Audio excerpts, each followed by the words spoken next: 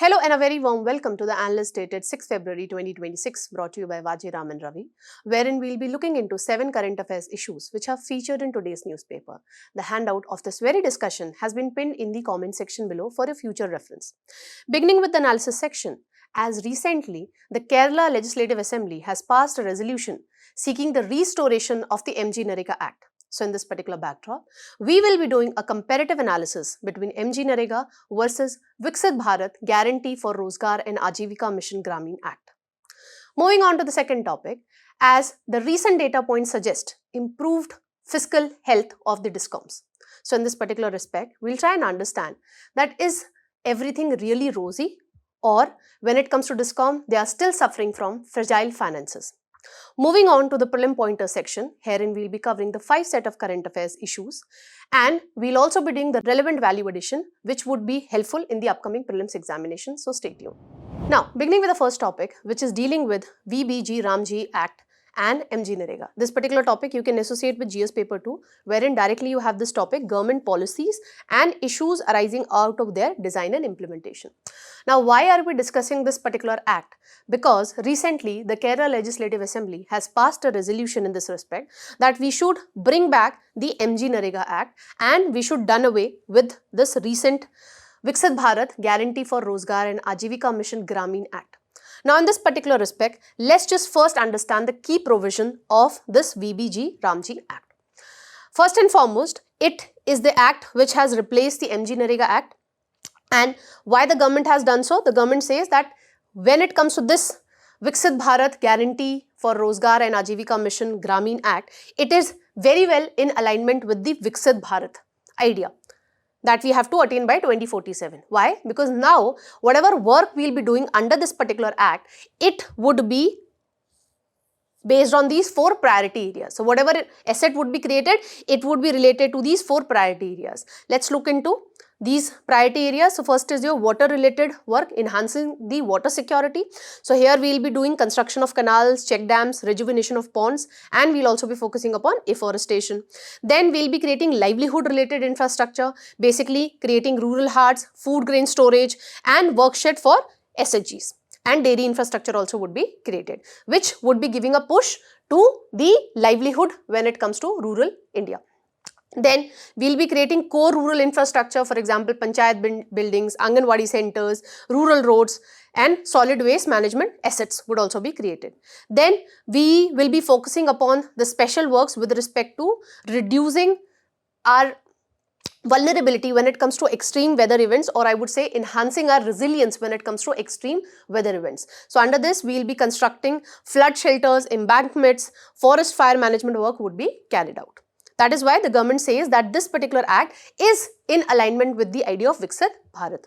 Then under this, the guarantee employment days have been increased to 125 days. Earlier it was 100 days, now it has been increased to 125 days. Simply it means that if an adult member of a rural household wants to do unskilled manual work, then in that case he would be able to get guaranteed employment for 125 days in a year.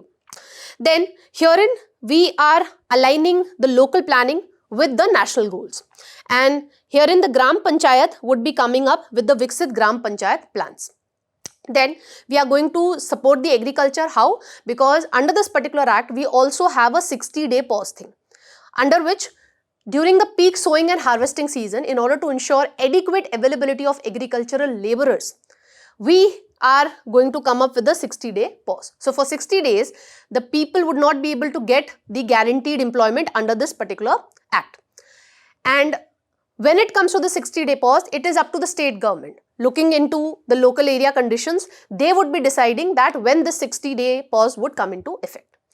Then we are moving in the direction of predictable funding framework. So we have come up with the normative funding, wherein the central government, based on certain objective parameters, would be deciding that what all funds should be allocated to different states. So herein you can see differential allocation to different states also.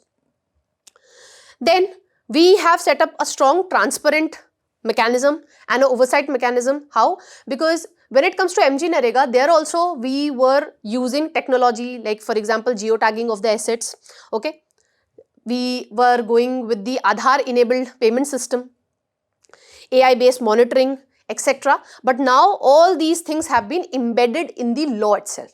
Earlier we were using technology, but that was not provided in the act itself. But now all these technological advancements are outlined in the act itself. As you can see here, that we are going for biometric authentication when it comes to ensuring the attendance. We are doing real-time monitoring. So all the details would be provided on a dashboard on a real-time basis. Artificial intelligence would be used for effective planning to carry out audit and fraud risk mitigation. Then we will be doing geotagging of the assets in order to make sure that whether the asset has actually been created or not. And there would be proactive public disclosure. So on a weekly basis, the key metrics like muster roll and the payments data would be provided. And we are also going to strengthen the social audits. What is social audit? Wherein the people, they check and they compare the official records and the ground reality, and they get to know that is the funds have been effectively utilized or there have been misappropriation of funds. Okay, so that is something we are going to do. So the government has stated that we will make sure that the social audit units get all the necessary official records so that they can carry out the social audit effectively. Then there has been a rampant shift when it comes to the funding pattern. Previously, what was the case? Entire 100% of the labor cost was borne by the central government and 75% of the material cost was again borne by the central government. So cumulatively, it used to come out to be 90:10. That means 90 to be borne by the central government, 10 to be borne by the state governments. But now, what funding pattern we usually observe in the centrally sponsored scheme, now the same funding pattern would also be applicable when it comes to VBG Ramji Act also. As you can see, when it comes to the normal states, therein the funding pattern would be 60:40, 60 borne by the central government, 40 to be borne by the state governments. And when it comes to Northeast and Himalayan states, the funding pattern would be 90:10. And when it comes to UTs without legislature, therein the funding pattern would be entire 100% of the funds would be provided by the central government itself. Now, the central government says that this normative allocation of funds is better because on a yearly basis, based on some objective parameters, they would be doing the funding allocation. Okay, this would enhance predictability when it comes to the funds that would be allocated for this particular scheme. And the states have to bear the burden of the unemployment allowances. So if the work is not provided within 15 days, if it is demanded, then in that case, unemployment allowance needs to be provided, and that needs to be provided by the state governments. Now, under this particular act, we have also created a effective institutional framework to ensure its effective implementation. As you can see here, we are going to set up central and state Grameen Rozgar Guarantee Councils, which are going to provide us with the policy guidance. Review would be there when it comes to implementation of this particular act, and that's how it would be strengthening the accountability. So it would be checking into that, is there any lapses when it comes to implementation of this particular act or not. Then we are going to set up national as well as state level steering committee, which would drive strategic directions. They would be giving direction to us that how we can further improve the implementation of this particular act, and it would ensure convergence between the central and the state government officials, and it would be carrying out a performance review that how this act is being implemented. Then when it comes to the Panchayati Raj institution, they are going to play a role when it comes to planning and execution. Remember, right now we studied that the Gram Panchayats would be coming up with the Viksit Gram Panchayat plans. When it comes to the district program coordinator and program officers, they would be managing the planning part, compliance, payment and social audits. And the Gram Sabha are going to play a strengthened role in conducting the social audits, and they would ensure transparency as they would be getting access to all the official records, so that we can check at the ground level that whether the funds which are allocated under this particular act are being effectively utilized or not, or whether there is any misappropriation of funds. Now, let's do a comparative analysis between MGNREGA and this Viksit Bharat Ji Ramji Act, because this could be asked in your prelims examination also, and this could be a probable mains question in this year. Now, when it comes to MGNREGA, herein, as I told you, the guaranteed employment is provided for 100 days in a financial year, but now it has been increased to 125 days under this particular act. Then, in MGNREGA, the problem was what kind of work needs to be carried out. We don't had that much of clarity. So, there was multiple and scattered categories of work. But now, we have streamlined ourselves. So we have said that whatever assets would be created, that would be related to this 4 priority areas. What are those 4 priority areas? Ensuring water security, enhancing resilience to extreme weather events, then creating livelihood related infrastructure and creating core rural infrastructure. We have already discussed that what all things would be coming under this. Then in the MGNREGA Act, the central government, as I told you, they used to bear 100% of the labor cost and 75% of the material cost. So cumulatively it used to come out to be 90:10. But now the funding pattern has changed and now it would be 60:40 when it comes to majority of the states. Then in the MGNREGA Act, we did not have any pause window, but that is now applicable when it comes to this particular new act. We have a 60-day pause which would help us ensure adequate availability of agricultural laborers during the peak sowing and harvesting season, and this would go a long way in reducing the cost of production when it comes to your agriculture. In a way, this would enhance the price competitiveness of the agriculture commodities. Then, when it comes to MGNREGA, herein we had demand-based funding. So, the state governments had this responsibility that they have to look into that how many people are actually demanding work under the MGNREGA, and based on that particular demand analysis, they used to tell a figure to the central government, and based on that demand, the central government used to provide the funding to the states. But there was a lot of unpredictability when it comes to allocations. But now we would be having predictable allocations because on a yearly basis, based on certain objective parameters, the central government would be doing normative funding for every state. So funding is going to differ from state to state. That would depend upon the objective parameters. Then, when it comes to the MGNREGA Act, the Gram Panchayats played a lead role when it comes to the planning part. But when it comes to the VBG Ramji Act, under this, the Gram Panchayat would be getting support from other institutions. We already discussed what are the other institutions. Okay, having understood the differences, let's just understand that why the government replaced the MGNREGA Act with this Viksit Bharat Guarantee for Rozgar and Ajivika Mission Gramin Act. First and foremost reason was pointed out by the government was that when it comes to the rural India, it has undergone socio-economic transformation because of the various welfare schemes provided by the government. PIB quotes this, that if you see, poverty levels in India has declined from around 27% in 2011-12 to around 5% in 2022-23. So a stark reduction in poverty levels has happened when it comes to India. And this is also accompanied by rising consumption expenditure. This you can very well substantiate by looking into the recent findings given by the Household Consumption Expenditure Survey of 23-24, which clearly points out that the consumption inequality when it comes to the rural and urban areas, that has gone reduced in almost 18 major states. Okay, if you compare the level of 2022-23 with that of 23-24. And it has also pointed out further that the Gini coefficient when it comes to consumption expenditure, here I am not talking about the income inequality related Gini coefficient, I am talking about Gini coefficient with respect to consumption expenditure. So, in rural areas as well as urban areas, you can look into the figures that it has fallen down. Okay.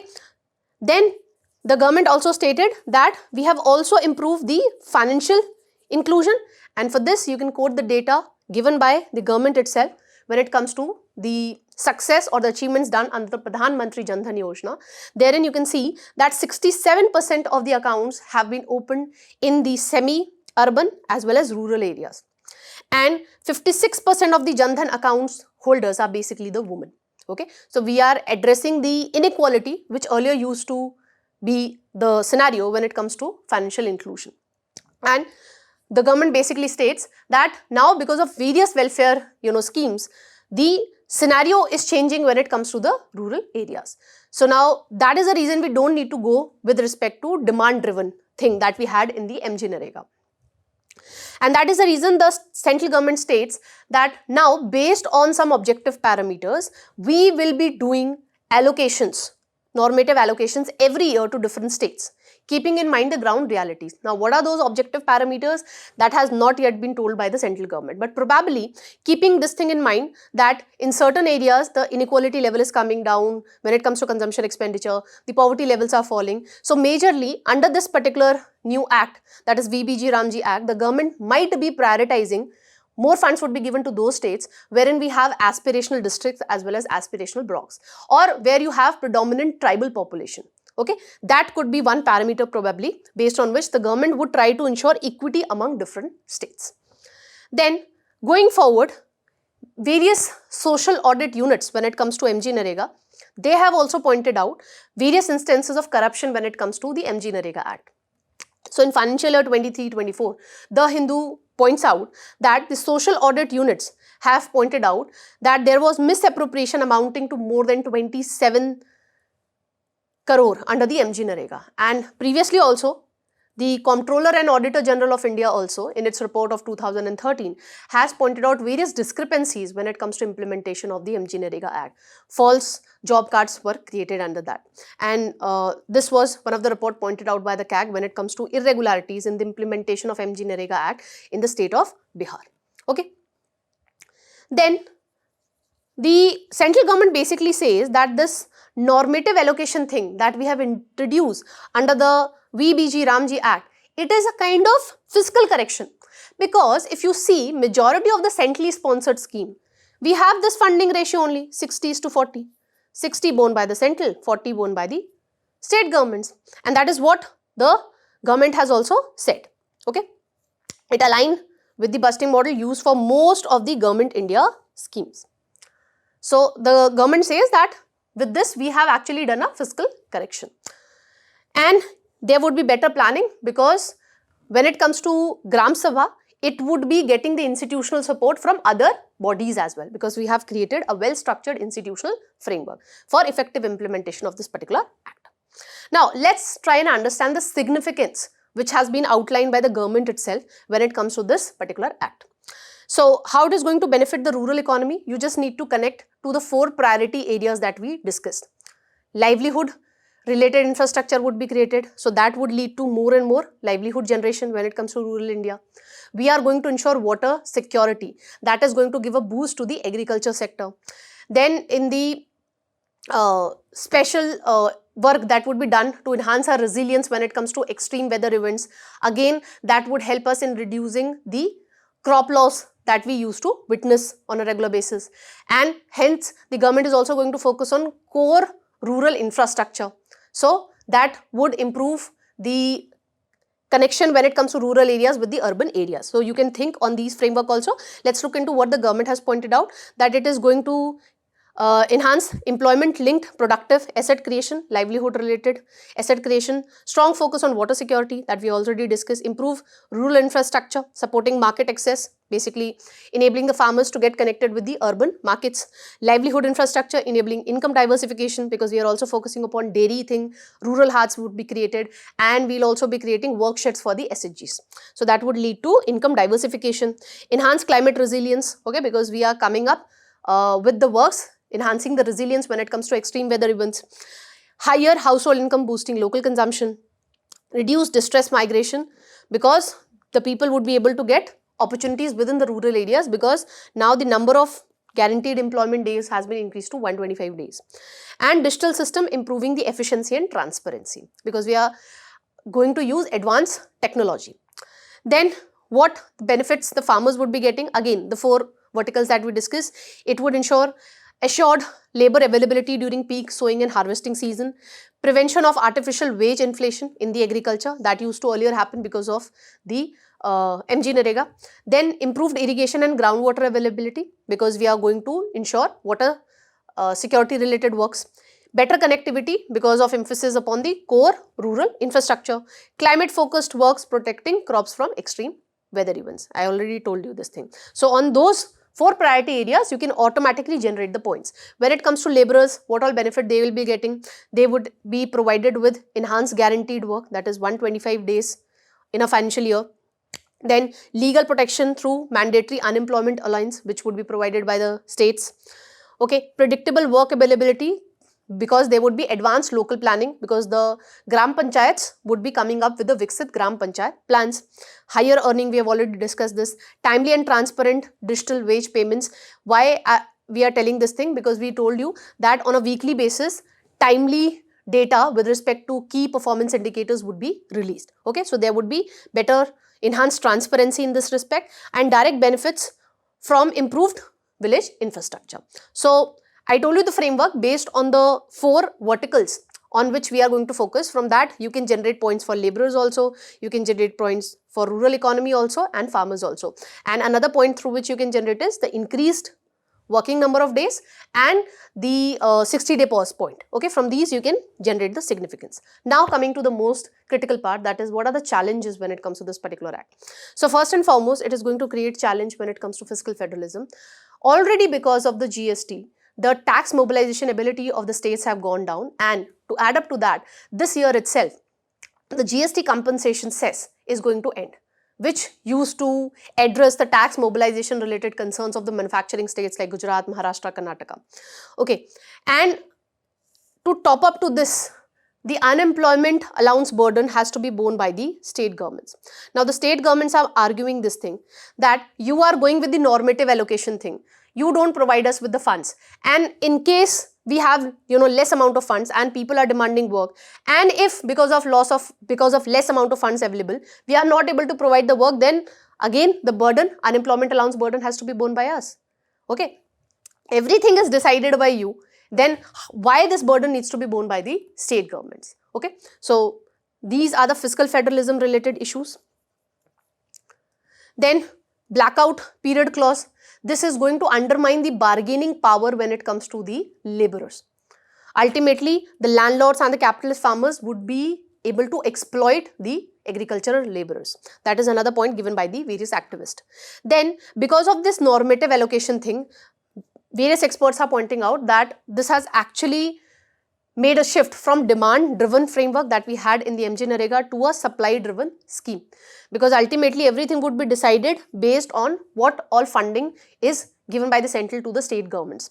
The problem is, the central government has stated that okay, based on objective parameters we will be giving you the funding on a regular basis, but those objective parameters are yet not in the public domain. So that is another area of concern. Then the central government has stated that it would be notifying the rural areas in a state where this VBG Ramji Act would be applicable. Now again, it is like going in a top-down approach, and it is moving away from decentralization, because earlier it was the state governments who used to decide this, but now we have taken away that power also. It is a union government which is going to decide that where the act would be implemented. And another issue is with respect to wage rate fixation. So now it is the central government which would be deciding the wages, and the central government has not cleared that this wage rate would be linked with the minimum wage rate. That clarity is not there. Although when it comes to MGNREGA Act also, prior to 2011-12, the wages were fixed by the state government. After that, it was central government. But the problem continues even in this particular act, that the central government might not be linking the wage rate with the minimum guaranteed wages, and it might not be able to take into account the difference in the cost of living when it comes to different states. Okay, so that is another concern. And then because we are majorly emphasizing upon the use of technology, irrespective of this fact that we still have digital divide, we still have digital illiteracy in the rural areas, then also we are giving effect to exclusionary technical mechanism like national mobile monitoring system, which is used for attendance monitoring and all that stuff. Okay, so what would be the way forward? When it comes to the wages part, you can suggest that the wages should be linked to the minimum guaranteed wage, and it should be revised on a regular basis, keeping in mind the CPI rural, so that we take into account the inflation element also. And whatever central state related issues are there, here you can suggest that we should make effective use of the bodies which are there to promote cooperative federalism, like your GST Council, Interstate Council and the NIThi Aayog. Then when it comes to this exclusionary technical mechanism, herein you can say that we need to address the digital divide by ensuring effective implementation of BharatNet program, and we need to improve the digital literacy as well. Now, based on the discussion that we had, Please try and attempt this particular question. With this, let's move on to the next topic. Now, the data points suggest that we have been able to improve the financial health of the DISCOMs. The data points suggest that we have been able to reduce the aggregate technical and commercial losses, and we have been able to narrow down this average cost of supply and the average revenue realized gap. This particular topic you can associate with GS paper 3 infrastructure section and the energy part primarily. Now let's look into the present status of the DISCOMs as highlighted by today's article itself. Now the article outlines that currently we are having around 72 DISCOMs across the country, out of which 44 are owned by the state governments, 16 are private entities, and we have 12 power departments. Now the good news is, when it comes to the DISCOMs who were associated basically with losses, now they have recorded a positive profit after tax of more than 2000 crore. Earlier, if you look at when it comes to the DISCOM, they were making a losses of more than 67,000 crore way back in 2013-14. When it comes to the aggregate technical and commercial losses, we have been able to reduce them from 22% in financial year 2013 and 14 to around 15% in 2024-25. What are technical and commercial losses? Commercial losses is related to the metering theft, okay, electricity theft, which is common in the rural areas.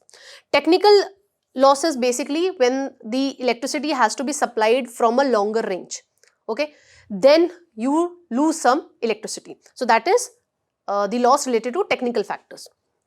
Commercial loss is basically related to your electricity theft and the meter tampering that majority of the people do, okay, especially in the rural areas. Nowadays, when it comes to urban areas, we have the smart meters and all, so therein the tampering is not possible. Then, when it comes to the gap between the average cost of supply and the average revenue realized, that gap has also gone down from 78 paisa per unit kilowatt hour to around 0.06 paisa per unit kilowatt hour, okay, which signal improved cost recovery. What is this average cost of supply? Let's suppose we are spending 1 rupee on supply 1 unit of electricity and we are able to realize 40 paisa, that is average revenue realized. So in this case, the gap between average cost of supply and average revenue realized would be around 60 paisa. So this is the gap that we are talking about. But the article further points out that the data point suggests that everything is rosy, but that's not exactly the case. The ground reality says something else. The DISCOMs are able to show a positive profit after tax. It is because they are getting the tariff subsidies from the state governments and the losses have been taken over by the state governments, and that is the reason they are able to show a profit after tax. One case study has been pointed out in today's article itself, that is related to Tamil Nadu, that when it comes to Tamil Nadu Power Distribution Corporation Limited, it is getting more than 15,000 crore as tariff subsidy and more than 16,000 crore when it comes to the losses, and this money they are getting from the state governments itself. So they are able to record a profit after tax of more than 2,000 crore because they are getting this money from the state government largely. And the same is the story when it comes to Rajasthan Jodhpur Vidyut Vitran Nigam Limited, as highlighted by the Power Finance Corporation Limited. Now, having understood that data is suggesting something else, but the ground reality is something else. Now the DISCOMs are able to show the profit after tax. It is because the losses are actually taken up by the state governments. Let's understand that why when it comes to DISCOMs, they usually have fragile finances. First and the foremost reason is the high cost of power. Because when it comes to DISCOMs, they have entered into long-term power purchase agreement with the thermal power plants. But nowadays, if you look at the cost of solar power is quite less as compared to the thermal power plant, okay, whatever electricity we are generating. And this you can justify by the study carried out by the TERI Institute, that is the Energy and Resource Institute. It pointed out that if you look at the solar power, the cost of generating solar power, and if you have better battery energy storage system, the cost of producing this solar power is around rupees 3.9 to rupees 4.3 per kilowatt hour. But when it comes to the cost of electricity produced from the thermal power plant, it is higher, more than 5 rupees. So this is problematic. So this tells us that when it comes to DISCOMs, they are actually getting the electricity at a higher cost, but look at their revenue. When it comes to the state electricity regulatory commissions, they don't have the necessary independence and autonomy, because there is guideline from the state government that you have to provide the electricity when it comes to the agriculture sector at a subsidized rate. So when the state electricity regulatory commission do not have the necessary flexibility to fix the tariff, how do you think the DISCOMs would be able to recover this additional cost that they have to bear, because they have entered into long-term power purchase agreement with the thermal power plant? And it gets worse because the state governments intends to provide subsidized electricity to the residential as well as agriculture sector. So understand this thing, they are getting electricity at a higher cost, but when it comes to getting the revenue, they are supposed to provide electricity at a lower cost. So that is the core reason of their fragile finances. To add up to this, normally what happens in case of railways, the same thing is applicable in case of DISCOM. How are you able to provide electricity at a subsidized rate to the residential as well as agriculture sector? Through cross subsidization. So ultimately the DISCOMs would try to recover their loss by charging higher tariff to bulk consumers, basically the manufacturing sector. But there is problem with respect to this also.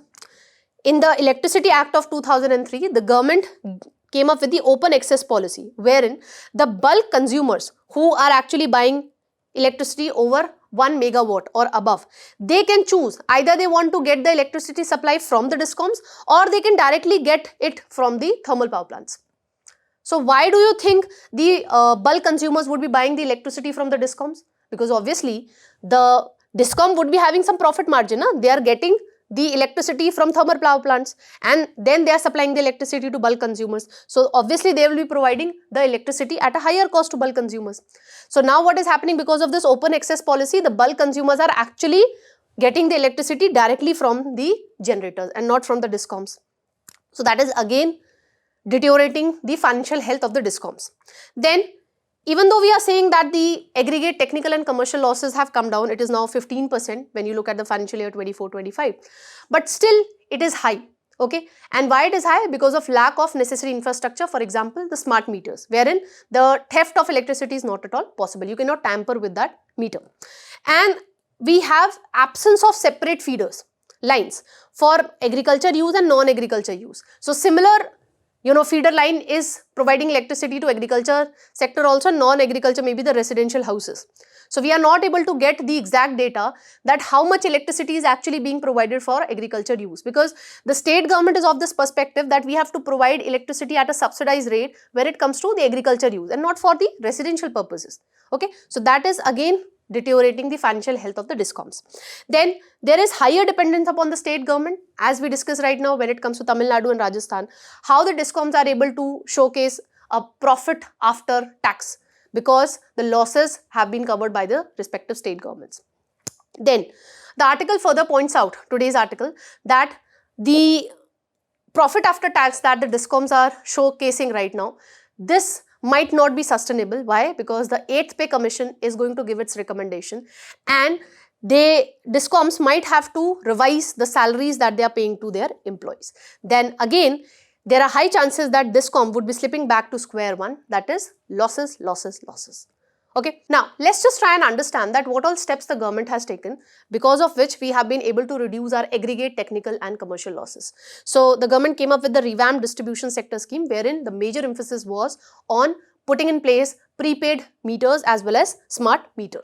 Okay, wherein the tampering is not possible, and we had put this target that we have to bring the aggregate technical and commercial losses to around 15% by 2025, which we have been able to achieve.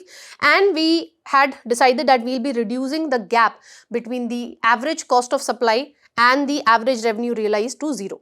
Almost we are close to this also. Then the government came up with the additional prudential norms, wherein linking access to finance for power sector utilities to achievement against their performance benchmark. Basically, we are trying to improve the financial discipline among the DISCOMs, that if they want to get access to finance, they need to improve their performance. And in this respect, the government has also come up with certain performance related benchmarks also.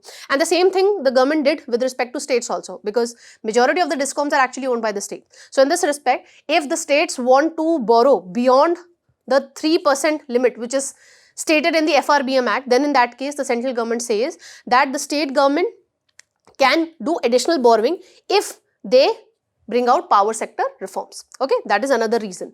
Then one successful model when it comes to Bhiwandi district of Maharashtra is franchise model of DISCOM. Let's understand this. When it comes to the franchise model of DISCOM, what the DISCOM would be doing?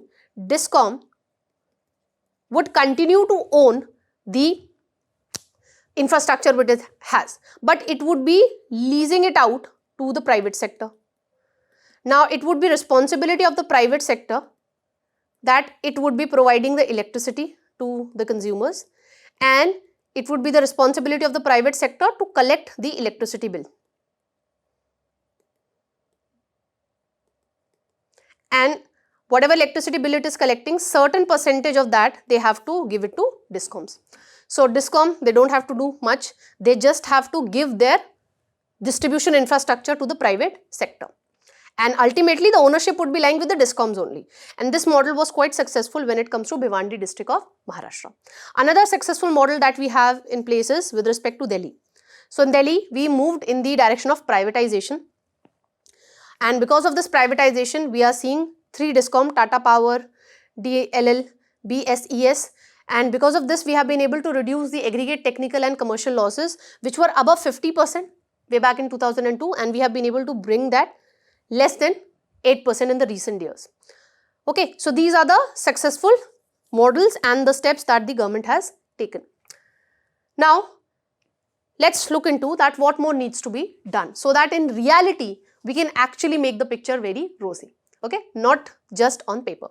So, Niti Aayog suggests that when it comes to the DISCOM sector, you cannot go with one size fits all approach.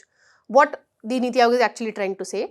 The Niti Aayog says that we need to go with different kind of models when it comes to rural areas, urban areas, and when it comes to tier 2 and tier 3 cities. When it comes to rural areas, because there the state governments intend to provide the electricity at a subsidized rate, especially for the agriculture sector, therein the DISCOM should be owned by the states. When it comes to the urban areas like in Delhi, wherein you have what? You have higher population density.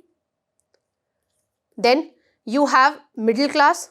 So middle class is able to pay their electricity bill effectively. So in this region, what you can have? You can go with the privatization model, what we already have in case of Delhi. Because this privatization was not successful in case of Odisha because it is predominantly having agriculture economy, it is an agriculture based economy and the population density is also very low. But it was successful in Delhi. Why? Because in urban areas the population density is quite high. Okay, so that way the private sector is able to recover whatever investment it is doing. Then in tier 2 and tier 3 cities, like what we did in case of Bhiwandi district of Maharashtra, we can go with the franchise model. We have already discussed wherein the DISCOMs would be actually leasing out their distribution infrastructure to the private sector and they will be getting certain percentage of the electricity bill also. But the ownership would still remain with the DISCOMs. Then we need to bring regulatory reforms. We need to give adequate autonomy to the State Electricity Regulatory Commission so that they can fix the tariff and those tariffs should be reflective of the cost at which the DISCOMs are actually procuring the electricity from the thermal power plants. Then we need to bring operational reforms. Basically, we need to bring down the commercial losses through prepaid metering and ensuring universalization of smart meters wherein electricity theft would not be possible at all. Tempering of the meters is not possible. Then we need to create separate feeder lines for agriculture use and for non-agriculture use because the state government basically wants to provide the electricity at a subsidized rate for agriculture purpose, not to the residentials. Okay, so when we have separate feeder lines, we can actually get to know that actually how much power is actually supplied to the farmers for agriculture purposes. And we need to promote the use of solar pumps in the agriculture. This is again suggested by the Niti Aayog. This would help us in reducing the subsidy cost which is actually borne by the state government. Then the Niti Aayog further suggests that the state government should address the freebie culture. Okay, they should not provide the electricity at a subsidized rate to all the people belonging to different economic strata, because ultimately when you are providing free electricity universally, it is going to disproportionately benefit the people who are economically more better, in a better position. Alright, so that is what you can suggest, and based on this I have framed a practice question for you people. So do try this question, and with this let's move on to the simplified section. Now in this very year, the New START treaty, the arms control treaty that we had between the US and Russia, that is going to end this year. And that is the reason the experts are pointing out that this might be a new era of nuclear rivalry. This particular topic you can associate with the prelim section, current events of international importance. Now let's just understand the prelim pointers with respect to this particular treaty, because this is really an important treaty. Now when it comes to the New START treaty, it is basically New Strategic Arms Reduction Treaty, which intends to limit the number of deployed strategic nuclear warheads and the delivery systems when it comes to US and Russia. Basically, we were trying to control nuclear proliferation. Now, this is not the first treaty. Previously, we had the START 1 treaty, that is Strategic Arms Reduction Treaty 1, which was signed way back between the USA and USSR in 1991, and it came effect into 1994, okay, wherein we capped the number of nuclear warheads and intercontinental ballistic missiles which each side can deploy, okay, these were the figures. But this START 1 treaty actually lapsed way back in 2009, and then it was replaced by the SOT, or the Treaty of Moscow, that is Strategic Offensive Reduction Treaty, and further it was replaced by this New START treaty, which entered into force in 2011, and it placed new advanced limits when it comes to the warheads which the US and Russia can own. It was supposed to function for 10 years, but then in 2021, it was again extended for 5 years. That is the reason it is ending in this year 2026. But in February 2023, in the backdrop of Russia-Ukraine war, and since USA and the Western alliance were providing some sort of military support to Ukraine, so Russia suspended participation when it comes to New START treaty, halting inspection, data exchanges, and both sides continue to observe core numerical limits only. Now, what were the limitations put under this New START treaty? So, when it comes to warhead, limitations were put that each side can own only 1,550 deployed strategic nuclear warheads. When it comes to delivery system also, therein also the limits were placed, maximum 700 deployed intercontinental ballistic missiles, submarine launched ballistic missiles and heavy bombers, and 800 total launchers both sides were allowed to own. Then to improve transparency and coordination between the two countries, both countries were allowed to carry out on-site inspection, and around 18 on-site inspections were allowed in a year. Regular data exchanges were there that used to enhance the transparency and the trust, and a bilateral commission was set up also under this particular treaty, which used to resolve the issues which used to emerge among the two major powers. And there was a predictability mechanism, create shared expectation that shaped nuclear force planning even during political hostility. Because of regular data exchanges and because we had this bilateral commission, it helps to ensure that we are not entering into another world war. Now, later on, what happened over a period of time, in 2023, Russia stated that we are just going to maintain the numerical limits which is there with respect to warheads and the deployers, and the Russia started developing novel strategic systems like Smart Heavy Intercontinental Ballistic Missile, Avangard Hypersonic Glide Vehicle, and then it came up with the nuclear powered underwater drone Poseidon and nuclear powered cruise missile Burevestnik, okay, Burevestnik, which actually remained outside their treaty technical definitions. So it is for the first time since 1972 that we don't have any legally binding treaty which limits the nuclear warheads to be owned by the USA and Russia. So this ultimately would be forcing the two countries to rely more on the intelligence agency, which would be basically relying more on the satellite imagery. But the experts have pointed out that this is prone to error, and this might lead to hostility between the two countries because of the trust deficit that we already have. But previously under the New START treaty, what was the scenario? Regular on-site inspections were there, bilateral commission was there to resolve the issue, but that transparent mechanism and trust building mechanism is no more applicable now. Now, the experts further points out that since this year New START treaty has expired, we should incorporate China also and other nuclear states when it comes to non-proliferation regime, so that we address the nuclear proliferation across the globe. USA argue that it shouldn't be the only state constrained while the Beijing grows. When it comes to Russia, it has stated that it cannot accept constraint while the NATO aggregate capability shape its security environment. Okay, because even if USA is not owning warheads, the other NATO allies can own warheads. And in NATO, there is one article which says that if you attack on one NATO member, it is an attack on all the NATO members. So you are restraining Russia, okay, that you cannot own more than this nuclear warheads. But in case of USA, it would be getting support from other NATO allies. But that is not case with Russia. When it comes to China, it is stating that currently the nuclear warheads which the China is having, it is quite less if you compare with that of USA and Russia. So that is the reason China is saying that please do not incorporate us in the non-proliferation regime. Further, the Arms Control Association Board has given certain suggestion that how we can address this nuclear arms race and we can prevent nuclear proliferation. So it has given some near-term realistic targets. It suggests that USA and Russia should establish measures which can help them restore basic level of transparency. Like for example, maybe data sharing should continue. Then on-site inspection should be something.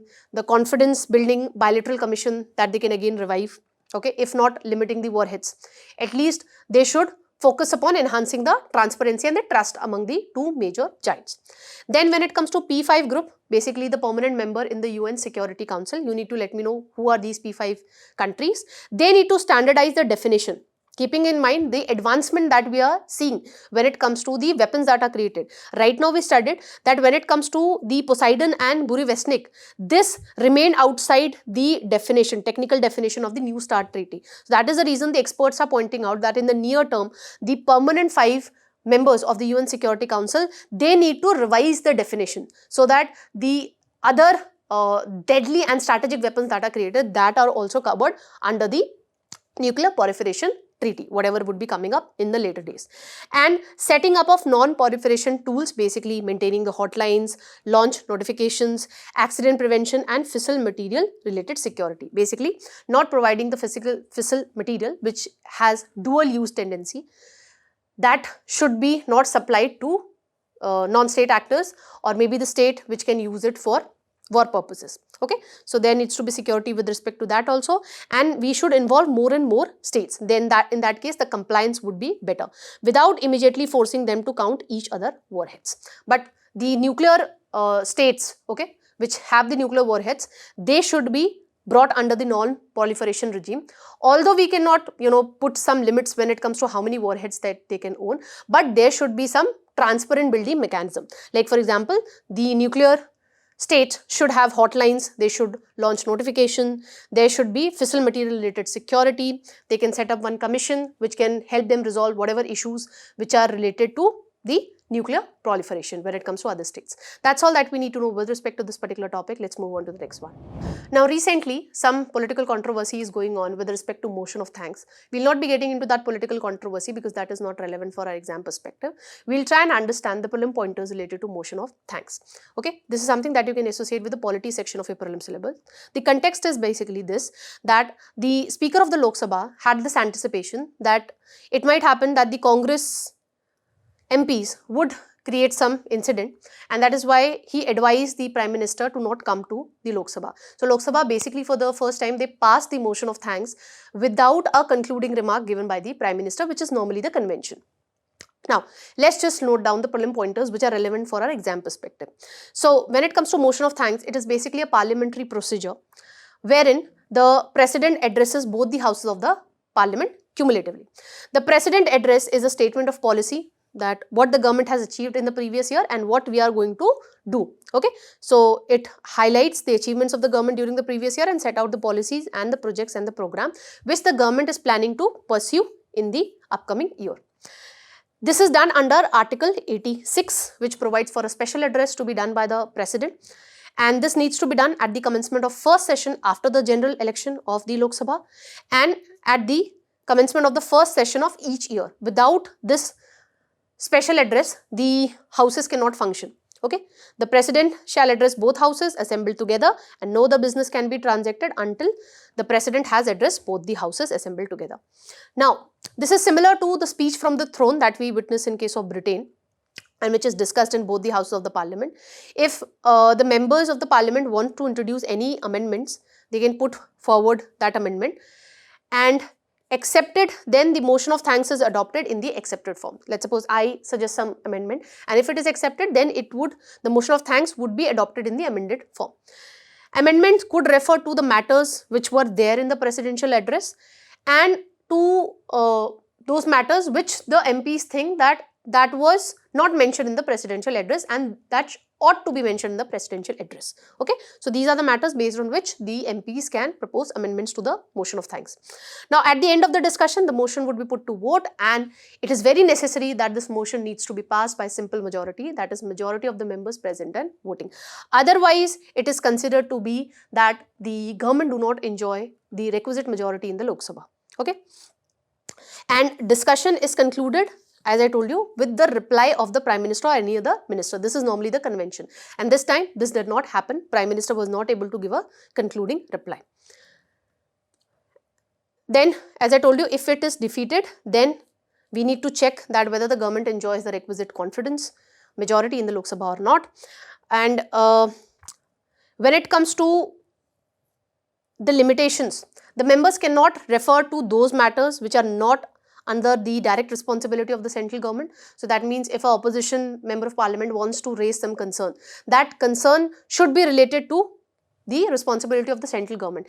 And while raising some concern, you cannot name the president in that debate, because ultimately this motion of thanks, this speech, the special address done by the president, the entire speech is prepared by the government of India and not by the president. Okay, that's all that we need to know with respect to this particular topic. Let's move on to the next one. Now, keeping in mind the various media reports coming up which alleged the forced religious conversion of women when it comes to the gym establishments. So, in this particular respect, NHRC has issued notice to the chief secretaries of all the states and the union territories that they form guidelines and standards when it comes to gym establishment, so that we can ensure that there are no forced religious conversion being carried out under these gym establishment. This particular topic you can associate with the prelim syllabus, that is statutory bodies. So, let's note down certain prelim pointers with respect to the National Human Rights Commission. So, it was established way back in 1993, and it is a statutory body as it was created under the Protection of Human Rights Act of 1993. This act is in conformity with the Paris Principles, which were adopted during the international workshop on national institutions for promotion and protection of human rights, which was held way back in 1991 in Paris itself. And this Paris principle was later on in 1993 was endorsed by the General Assembly of the United Nations. When you talk about the human rights, how do we define human rights? So, if you go by the Protection of Human Rights Act of 1993, human rights is actually defined as rights relating to life, liberty, equality and dignity of the individual, which is guaranteed by the Constitution or which is embodied in the international conventions like Universal Declaration of Human Rights and enforceable by courts, whatever implicit rights provided by the courts, okay, through its liberal interpretation of maybe Article 21. Then, when you look at the composition of this particular commission, so it has full-time members. So, full-time members basically consist of the chairperson, who should either be a retired Chief Justice of India or should be a judge of the Supreme Court. And when it comes to the other full-time members, it consists of a sitting or retired judge of the Supreme Court, sitting or retired Chief Justice of a High Court, and it needs to have at least 3 other individuals, and out of those 3, at least 1 should be a woman who have the practical experience and the knowledge when it comes to dealing with human right related matters. When it comes to the 7 ex officio members, so in addition to these full-time members that we discussed right now, the commission also have 7 ex officio members, basically which consist of chairpersons of the various national commissions that we have, that is National Commission of Minority, Scheduled Caste, Scheduled Type, Women, Backward Classes, National Commission for Protection of Child Rights and the Chief Commissioner for Persons with Disability. Now, when it comes to the appointment procedure, the chairman and the members are basically appointed by the president on the recommendation of a 6-member committee, which basically is presided by the Prime Minister, and it consists of Speaker of the Lok Sabha, Deputy Chairman of the Rajya Sabha, Leader of Opposition in both the houses of the Parliament, and the Union Home Minister. You need to let me know in the comment section, because recently in the Analyst we covered this, that when a party would be enjoying this position of Leader of Opposition. Let me know the requisite strength which is required by a party to actually be given this particular designation. When it comes to the tenure, the chairman and the members, we are basically talking about the full-time members, not this ex officio members, they have a term of 3 years or until they attain the age of 70 years. When it comes to the functions that needs to be done by the NHRC, so this is something that I have taken from the NHRC website itself. So it has to carry out inquiry and investigation wherever there is violation of human rights, like what the NHRC has done. In this case also, there were reports which points out that forcible religious conversion are taking place in the gyms. Okay. It has to undertake visits to jail and other institutions to ensure that the human rights are upheld, and it can intervene in court proceedings which are related to human rights violation with the approval of the court. Then it has to promote the awareness among the people with respect to human rights through educational programs, seminars, and other outreach initiatives. It encourages the NGOs and the institution working in the human rights so that they collaborate with the NGOs and all, and they promote the awareness with respect to human rights. And it studies the international human rights treaties and recommend their effective implementation also. Because what did we study? When it comes to the 1993 Act, which led to the establishment of Human Rights Commission, it defines the human rights as whatever rights provided in the Constitution of India and the international treaties and conventions which are there in that regard. That is the reason it's become important for the National Human Rights Commission to study the international human rights treaties like Universal Declaration of Human Rights, what all changes are happening with that respect. Then it also have to carry out research in the field of human rights and review safeguards for human rights under the Constitution, recommend measures that how we can ensure effective implementation of the human rights, and it can recommend compensation or prosecution against the guilty public servants and may approach the Supreme Court or High Court for further directions. When it comes to its functions, other functions, it can requisition public records. It can get all the public records and copies thereof from the courts or the offices. It can submit annual report to the central government and the state government with respect to that how the human rights are effectively protected and safeguarded in respective states, and it monitors the functioning of mental hospitals and protection homes under the Supreme Court remit, okay, and based on the Supreme Court orders. That's all that we have to know with respect to this particular body. Let's move on to the next topic. Now, recently, India and the Gulf Cooperation Council nations have signed the term of reference based on which the further negotiation with respect to free trade agreement would be carried out. This particular topic you can associate with the international grouping section. Now, when it comes to this Gulf Cooperation Council, as I told you, we have signed the term of reference based on which the further negotiation would be taking place. This terms of reference is the first step, okay, based on which the further negotiation are carried out.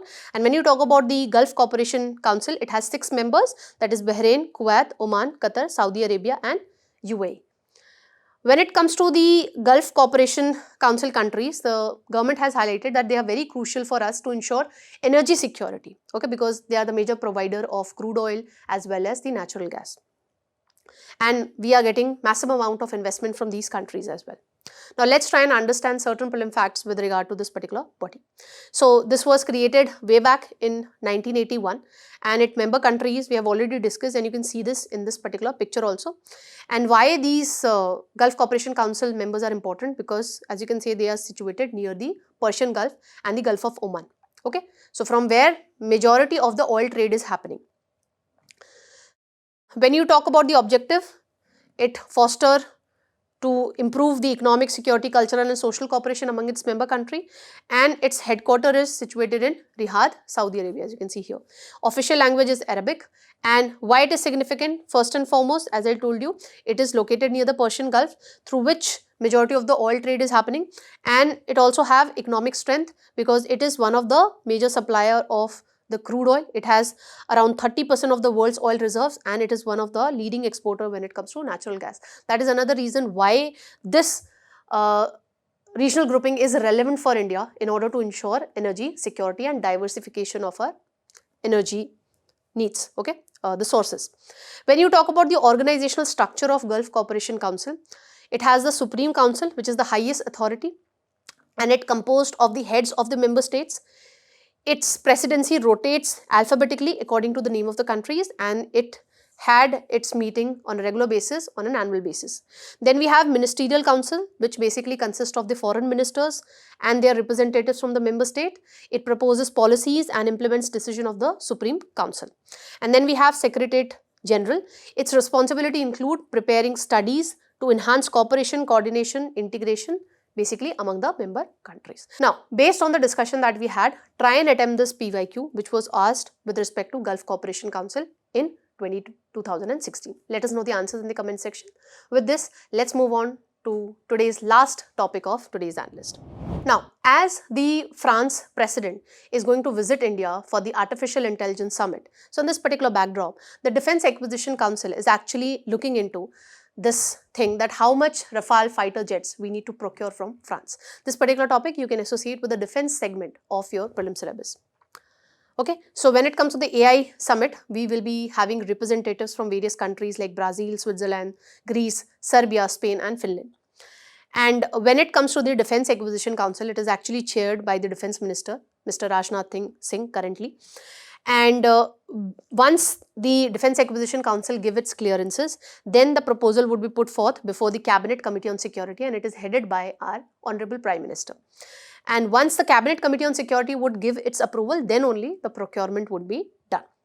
Under the proposed plan, what we got to know from the experts, that India is planning to go for indigenous manufacturing of the Rafale fighter jets, okay, wherein the 30 to 40% of the overall content would be procured from India.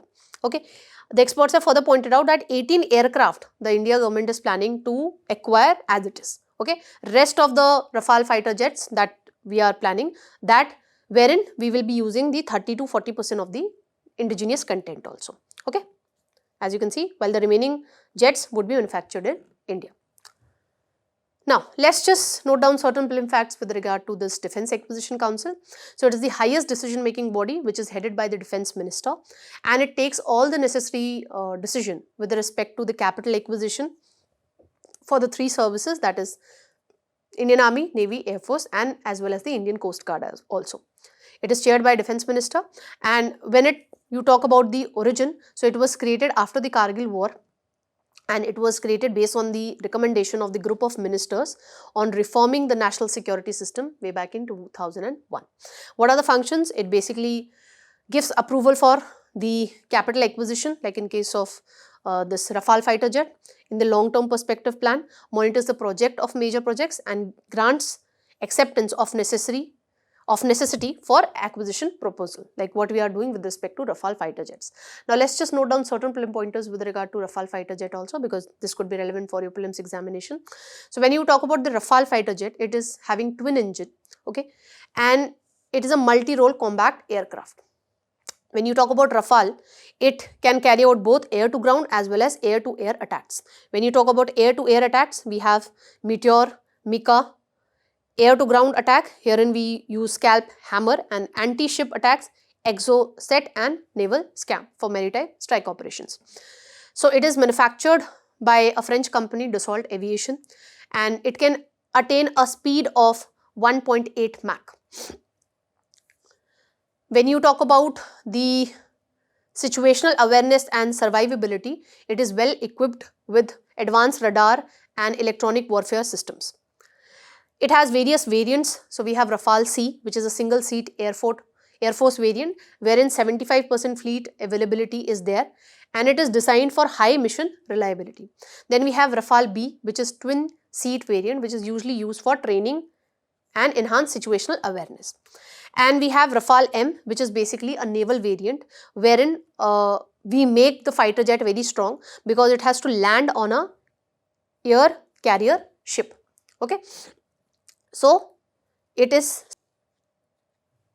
a specially designed landing gear. Okay, as I told you, it has to make a landing on the aircraft carrier ships. Okay, that is why it is heavily designed. That's all that we need to know in today's Analyst. I hope you would have practiced the quiz and you would have checked your knowledge. Till then, keep smiling, keep learning. Have a great day, all of you.